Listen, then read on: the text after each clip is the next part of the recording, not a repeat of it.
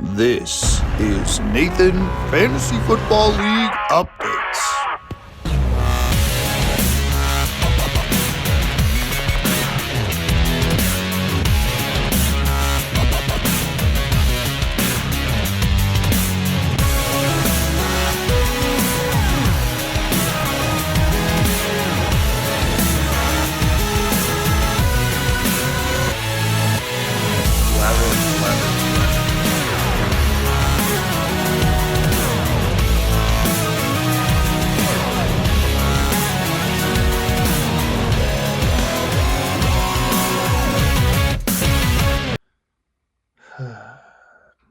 Goodbye, old friend.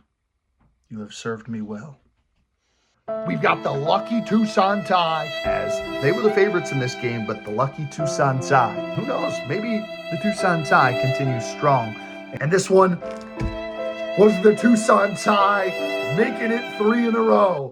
Because they've got this lucky tie, man. I put this on Scoob, and he's the luckiest dog in the world. Let's just say this is a lucky Tucson tie. And then for the Gila Monsters, 4-game win streak. The tie's on. We're rocking.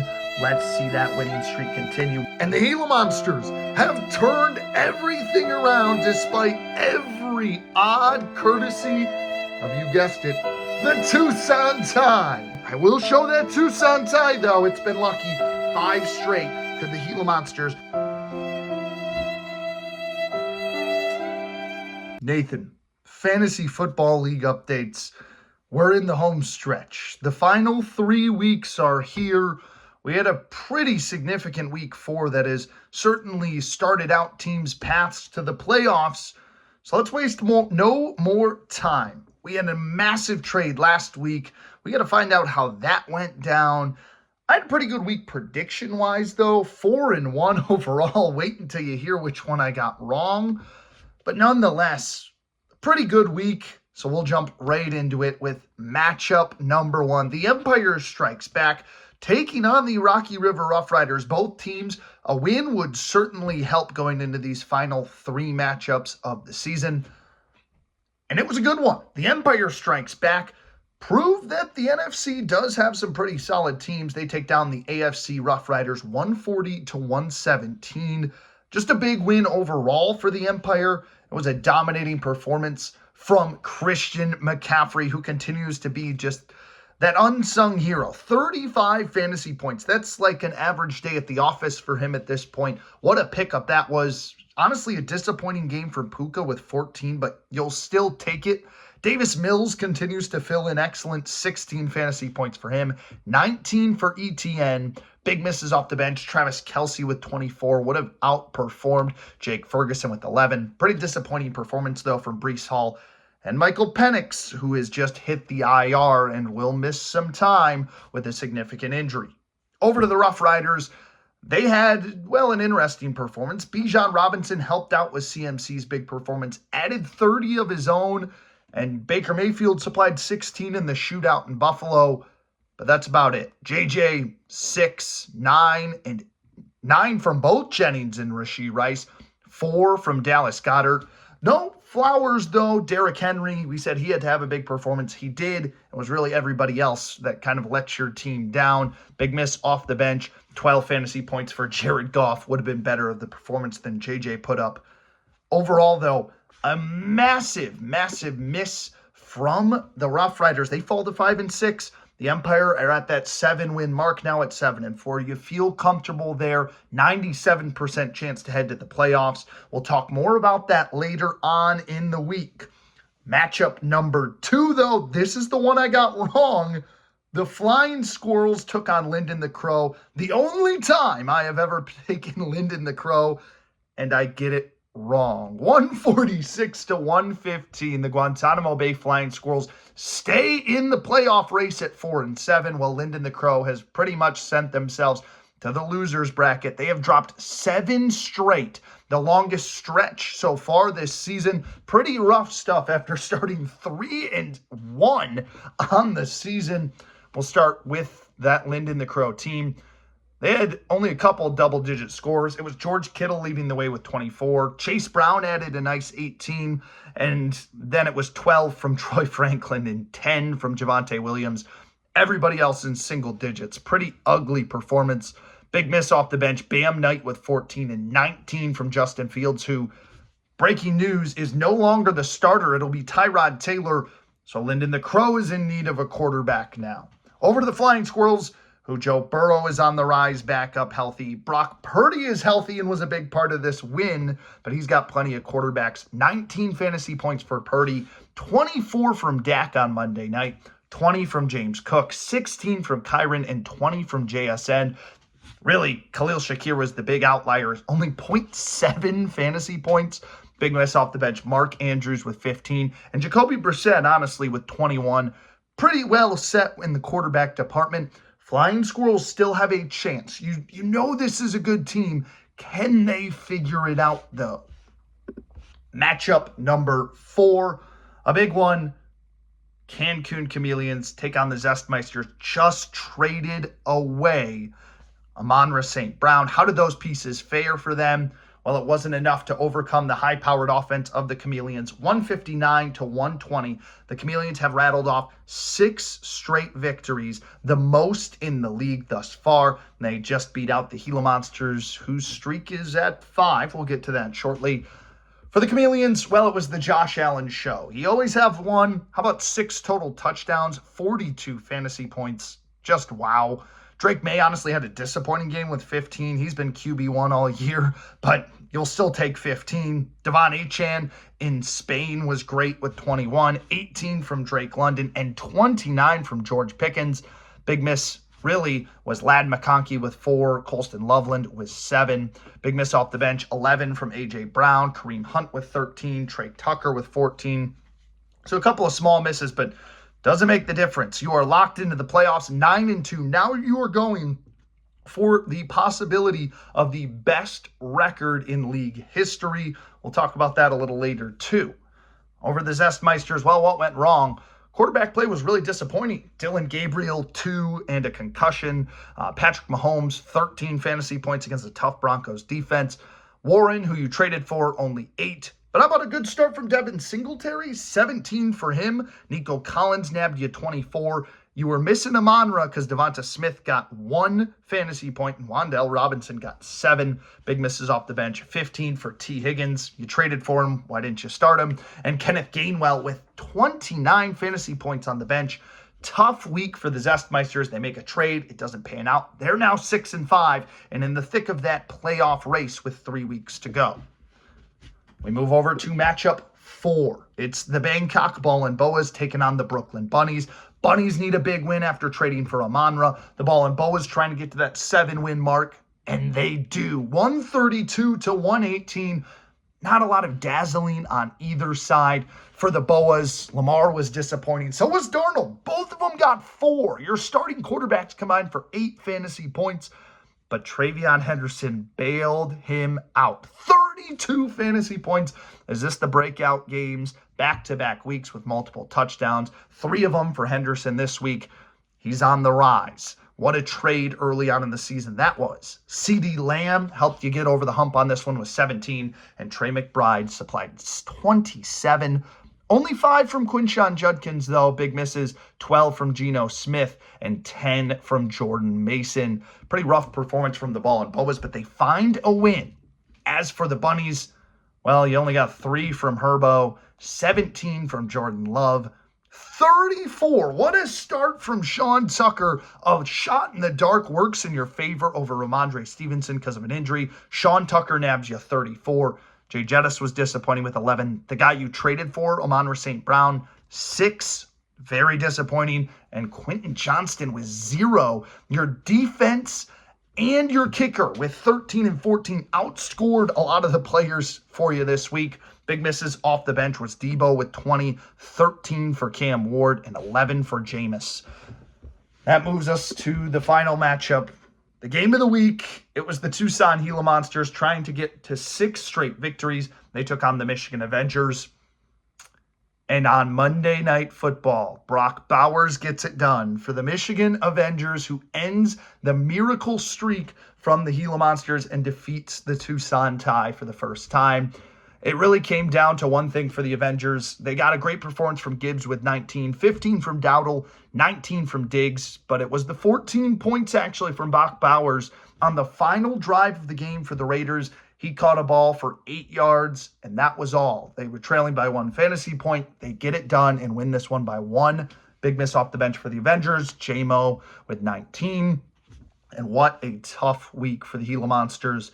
There were a lot of factors that contributed to this. Kamani Vidal with that terrible Chargers offense that day, 3 fantasy points, 6 from Jamar Chase, and now a suspension coming his way.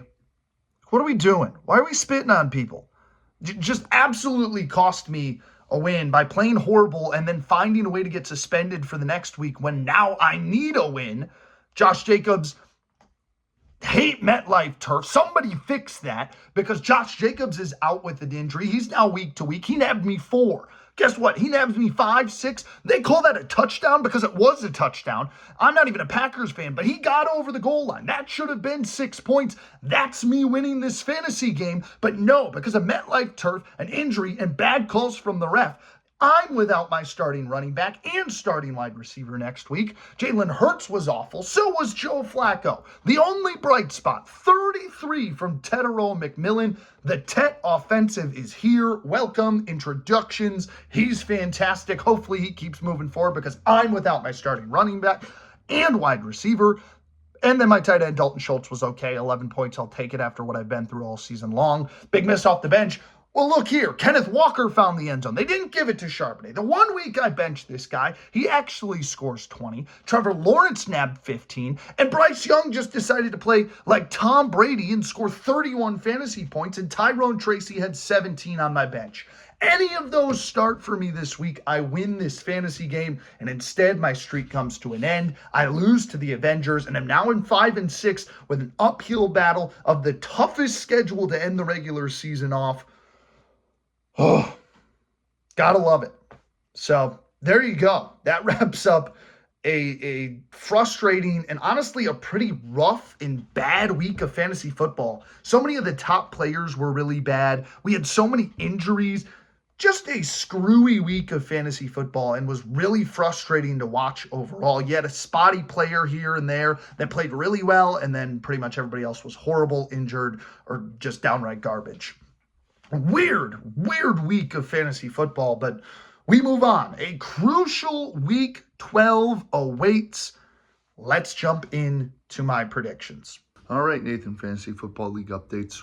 We've gone mobile for this picks because it's a busy week. So we're going to try to fly through this. There's no turning point players in the final stretch here because everybody is important for you to get a win and try to make the playoffs.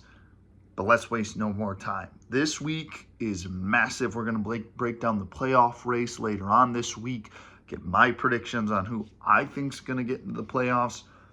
Let's start with matchup number 1. The Gila Monsters taking on the Empire Strikes Back. The Gila Monsters lost their 5-game winning streak last week, while the Empire, they're on a 3-game win streak, but bad news on the horizon for both of these teams. No Josh Jacobs this week for me. No Jamar Chase. And for the Empire, Michael Penix is on IR. You didn't draft a backup quarterback. It was him and Jake Daniels. The waiver wire has not been your friend with quarterbacks. So this week, he is starting Tyler Shuck and Tyrod Taylor. You would have told me last week, this is the 2 quarterbacks I'm facing. I'm like, this is going to be great. We're going to make it 7 straight wins. Well, let's mention something here real quick. CMC, Puka Nacua also exist on this roster. Those 2 are guaranteed for CMC. I think Monday Night Football, monster game for him. Puka Nacua, back above 20 plus. That was just the one fluke game everybody gets. And for the Gila Monsters, Jalen Hurts has to lead the way. My first and second round pick, my top 2 leading scorers, out most likely with Jacobs, but suspension for Jamar Chase. Thanks, Jamar. You're really helping out my season right now when I need you the most. So it's Jalen Hurts leading the way, and just a bunch of guys that I need to just be consistent. Aaron Jones, Kenneth Walker, please get back into the end zone. You're playing the Titans. No reason you shouldn't. And Tyrone Tracy with the pair of Olave and McMillan holding down the receiver room. I just need a lot of consistency. The quarterback play on the other side for the Empire, don't think it's going to be great. Running back room, though, always good. Puka Nacua will be great. Travis Kelce filling in at tight end this week, probably going to have a good week. Looking at this from a standpoint of my prediction, there's a saying out there that consistency will always beat high-end talent. And I think that's true. The Gila Monsters are going to get over the hump in a 3-point spread this week. They're going to outperform CMC and Puka Nacua with just sheer consistency, baby. Gila Monsters beat the Empire and keep their playoff hopes alive. Let's see how that will work out. I'm really rooting for them. The Tucson tie lives in memory. We move on. Matchup number 2. Lyndon the Crow takes on the Cancun Chameleons. You look on this one at the overall record. The Chameleons have won 6 straight. Lyndon the Crow has lost 7 straight. Feels like a gimme game. But injuries, bye weeks. The Chameleons are the most vulnerable they've been all year. No Achane, no London. Their 2 running backs this week, Woody Marks and Kareem Hunt. Their wide receivers, Pickens and A.J. Brown. Man, oh man. Now that quarterback duo, well, they're going to supply, I think, 20 points apiece, 40 points in total, maybe even 50 this week. Pickens continues to go off. Sneaky game from A.J. Brown. Don't like either of the running backs, that's for sure. And then Trey Tucker is starting at the flex. Not a big offensive production week this week, I'm thinking, for the Chameleons. But over for Lyndon the Crow, what are we doing at quarterback? That still is a question. No decisions made there yet, with no Aaron Rodgers, no Tua, and Justin Fields being benched. I think the running back tandem of Williams and Genty play pretty darn well, and Devontae Adams helps you out, but Kittle helps maybe a little bit from Chase Brown. There's not a lot of spots on this team that I'm like, oh, they're going to have a monster game. But it does pose the question. Can I take Lyndon the Crow for the second time? Predict them to upset the number 1 team in the league? In a 5-point spread, I'm taking the Cancun Chameleons. I can't even entertain the idea of Lyndon the Crow finding an upset victory. Give me the Cancun Chameleons. Matchup number 3, the Guantanamo Bay Flying Squirrels take on the Michigan Avengers. Again, a pivotal game for both these. A loss for the Flying Squirrels probably knocks them out of the playoff race. A win for the Avengers has them at 500 and really knocking on the door in the final 2 weeks of the playoffs. Great matchup. This one's going to go back and forth. For the Flying Squirrels, really like JSN this week. And for some reason, I really like Kyron Williams to have a good week. Not a big believer in DK Metcalf, though, just because it's probably going to be Mason Rudolph throwing it to him. How much reliable is he compared to Aaron Rodgers? Quarterback play, not so much great out of Dak Prescott, but Brock Purdy, I think a monster game for him on Monday night against Carolina. On the other side, for the Avengers, Matty Stafford plays excellent. Caleb Williams, a tough test against the Steelers defense, still finds a way to play pretty solid. Monster, massive game from Jahmyr Gibbs. 25 plus this week. Rico Dowdle gets it going against the 49ers defense, which is really injured heavy, and a good week from Brock Bowers. And in a 1-point spread, though, I'm keeping the Flying Squirrels alive. They get a must-win game. They get a huge win, and they are right there now in the thick of the playoff race. They do kind of have to win out, but we'll talk about that later this week. The Michigan Avengers, a tough loss, now has them looking at an uphill battle as the Flying Squirrels are just right back into the race. Great to see there. Matchup number 4, the Ball and Boas take on the Zestmeisters. Another fun one with the Ball and Boas at this point almost feeling like a lock in the playoffs with the Zestmeisters. A win could certainly help lock up that first playoff appearance. How do they do against a top team in the league? For the Ball and Boas, Lamar Jackson gets back on track. An easy matchup for him. I'm saying 20 plus for him. Travion Henderson continues to dominate. Now, not 3 touchdowns, Travion Henderson, but he gets into the end zone once, maybe twice, gets some good receiving yards. Your wide receiver tandem, excellent, and 20 plus from McBride this week. Over for the Zestmeisters. Quarterback play, phenomenally leading this team. How about we'll start with the guy you traded for, Warren. Not a great game. But the other guy you traded for, T. Higgins, no Jamar Chase. But you do have T. Higgins. He goes for 20 plus as the only viable option this week. And bad week from Nico Collins, but I will say a big week from Devonta Smith. Maybe we see Rome Odunze. I'd like to see Rome Odunze. I think he needs to be a piece if this team wants to make the playoffs. But in a 10-plus point spread, I'm taking the Ball and Boas. Zestmeisters are going to drop a couple after a big trade of their superstar player, Amon-Ra St. Brown. They're on the trend down, in my opinion, and might miss the playoffs. All right. We move on to the game of the week.